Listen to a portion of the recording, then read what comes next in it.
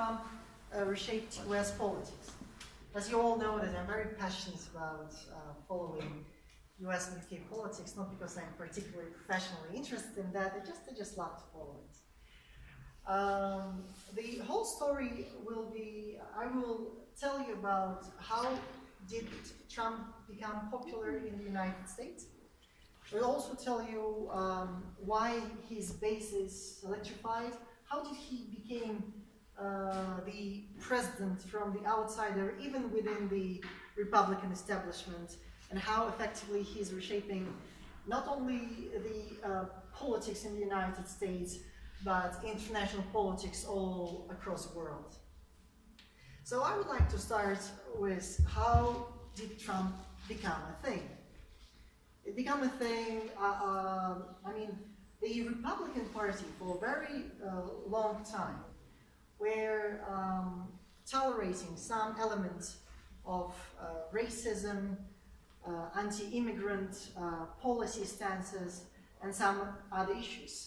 We can see it when during the presidential election in 2008, when the Republican presidential candidate Mike Cain, one of the members of his audience, he said that Obama is a Muslim, he's an Arab, therefore he is an enemy of the country, and to what the Right Honorable Senator McCain at the time said, no, he's a decent man, he's a family man, and therefore he is a candidate that I respect.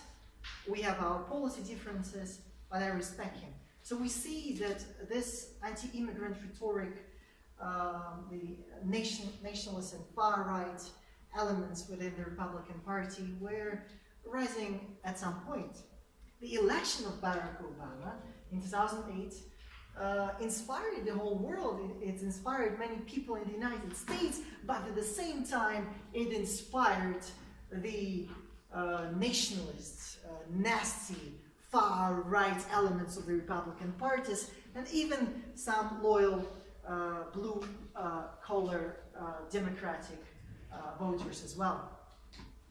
And that is something Donald J. Trump perfectly exploited. This group of people, they want simple solutions from a hard man who can deliver them and protect them from the changing world, i.e. The demographics of the United States is changing very, very fast. The liberal values are changing in the US as well, starting from the rise of the LGBT and other issues as well.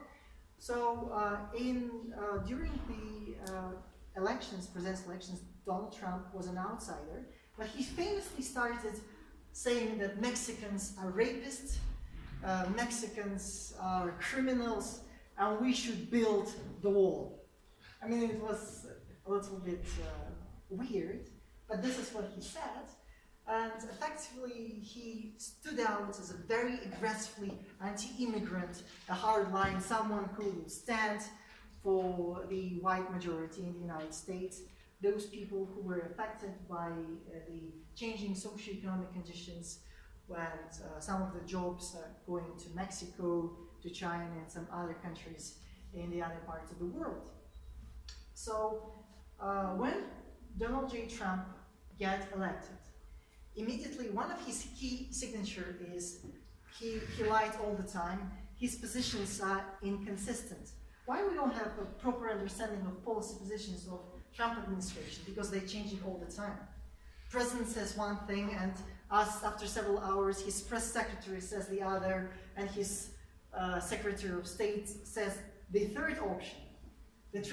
Even the Trump himself, 1 month he says the other thing, after another month he says absolutely the other things. Sometimes his position changes several times within a couple of days. If you remember after the summit with Putin, where he sided with Putin instead of his intelligence services. So this is what we have. So one of the ways he changed is the US is through his the fact that he brought a new levels of unprofessionalism into the US government. Number two, Donald J. Trump is pursuing very aggressive anti-trade policies. He wants to put tariffs on Mexico, Canada, EU, China, you name it. So basically he wants to put tariffs on everyone. He's very anti-trade. Donald Trump, he's also anti-NATO. I mean, the United States is the country who established NATO to ensure that they can have an influence on the world order through this organization.